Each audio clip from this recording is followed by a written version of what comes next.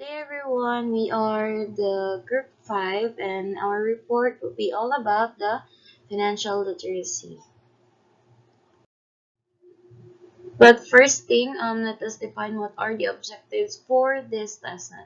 So number 1 is to define the financial literacy and net worth.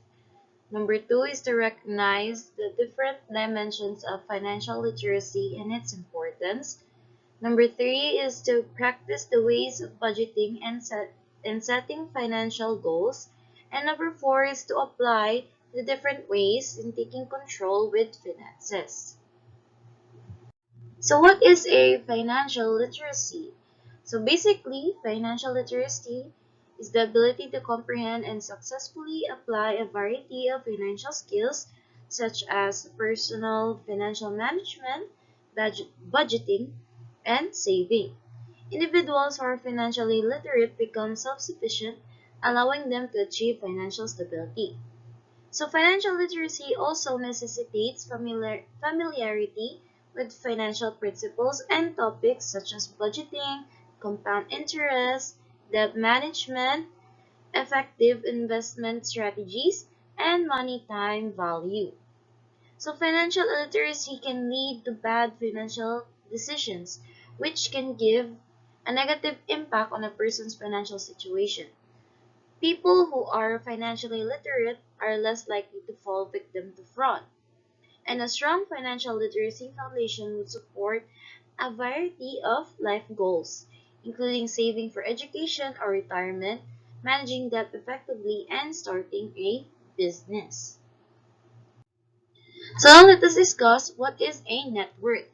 So a net worth is the value of the assets a person or corporation owns minus the liabilities they owe.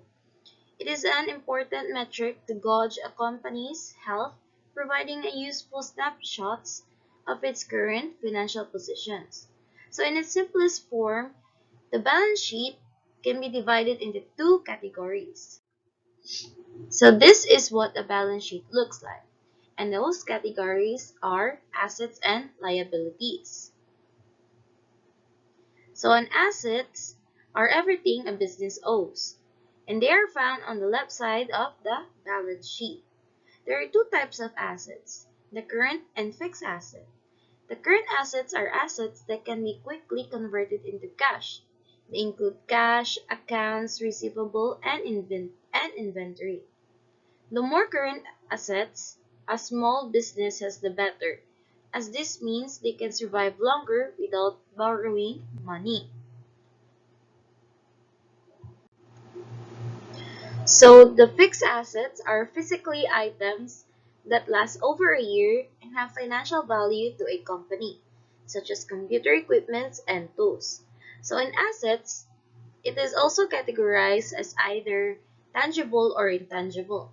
So tangible assets are physically objects that can be touched like vehicles, and intangible assets are resources that have no physical presence, though they still have financial value. So example of that includes the copyright and brand recognitions. Now, the second category is the liabilities. So liabilities are everything a business owes, now and in the future. They are found on the right side of a balance sheet. A common small business liability is money owed to a supplier. So example of that are accounts payable.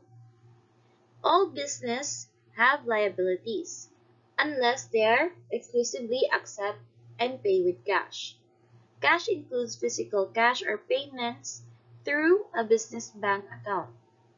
There are two types of liabilities, the current and long-term liabilities. So the current liabilities need to be paid back within a year and include credit lines, loans, salaries, and accounts payable. Many company expenses are current liabilities, while long-term liabilities can be paid back after a year and include the mortgages and the bonds.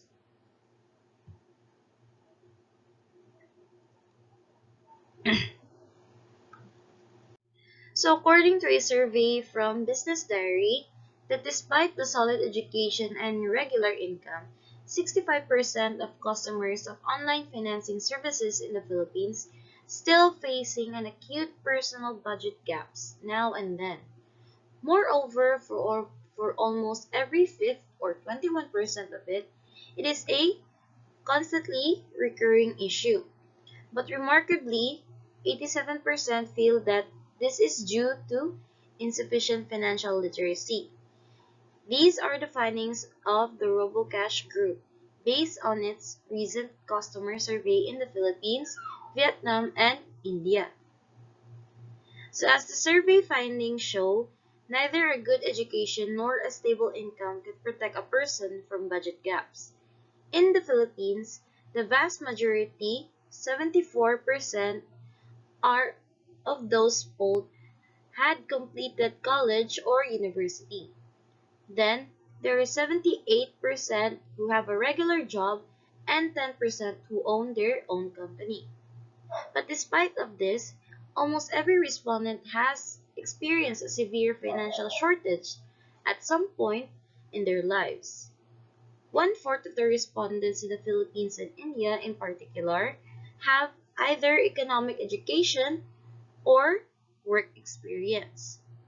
As a result, it is no surprise that there are out of 10 clients in these two nations research financial literacy on a regular basis.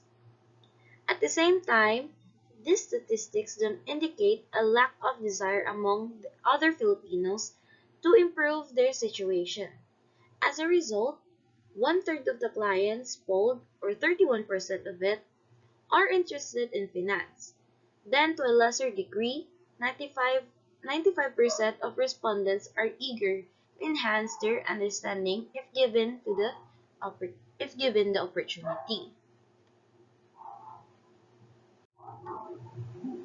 So in the PhilStar source, the Bangko Sentral ng Pilipinas or BSP said that there is a need to improve financial literacy and capability to help Filipino families cope and recover from the socioeconomic impact of a crisis such as the global coronavirus pandemic. As such, we are in this situation right now. So the BSP Governor Benjamin Jokno said during an online financial literacy summit organized by the Global Financial Filipino Investors or TGFI, the COVID-19 pandemic has highlighted the need for every individual and household to be prudent in managing finances. This pandemic has been difficult not only for the Philippines but also for the rest of the world. It is adversely affecting the physical, emotional, and financial well-being of individuals and families. That's what Governor Benjamin Jokno said. So Jokno said job loss, business closures, payments of loans obligations, utility bills, medical expenses, rent, food, and other daily needs all cause a distress. Financial distress is a reality for Filipino families, living from the paycheck to paycheck. Those relying on low-income livelihoods and those dependent on remittances from relatives abroad. Even families who were doing relatively well are increasingly becoming vulnerable as the pandemic continues, he said. The BSP chief said financial unpreparedness limits the ability of families to cope and recover from the socioeconomic impact on the ongoing health crisis. So even without the crisis, the failure to save for specific goals such as an emergency fund or the unnecessary expenses that led to over-indebtedness can compromise the health, harmony, and happiness of the family, he said. Data showed that only 23% of Filipino adults have accounts, while the most vulnerable sectors have no bank accounts where social assistance could be channeled. Nearly half, or 48% of Filipinos, have savings, but 68% of them keep savings at home. More than a third of Filipino adults are unable to meet regular spending needs and resort to loans to deal with emergencies. Furthermore, Only 4% of the adult population use electronic payments and 18% have insurance, while only 3% invest in financial instruments. Aside the lack of budget, Jokno said that lack of awareness and perceived high costs are often cited by respondents as key reasons for not opening an account, not saving, not using e-payments, and not getting insurance. The BSP chief added many are unaware of their availability and accessibility, or chose to disregard their value as risk management and coping mechanism. Painfully, the COVID-19 pandemic has suffered their importance, Jokno said. Jokno said that families who are consistently manage their money smartly and exercise financial planning before the pandemic are better off this time, compared to those who did not. Of the 7 financial literacy related questions, Jokno said that Filipino adults were only able to correctly answer 3, as they have little understanding of compounding interest, the effect of inflation on the buying power of households, and investment risk, returns, and diversification. Survey results also shows that Filipinos are for forward-looking attitude, but scored low in daily money management and long-term financial planning. Also, Jokno said that the central bank would continue to proactively partner with government and private institutions in order to equip target sectors of the population with knowledge and skills necessary for them to make prudent financial decisions, becoming resilient in managing financial shocks, and eventually be economically empowered.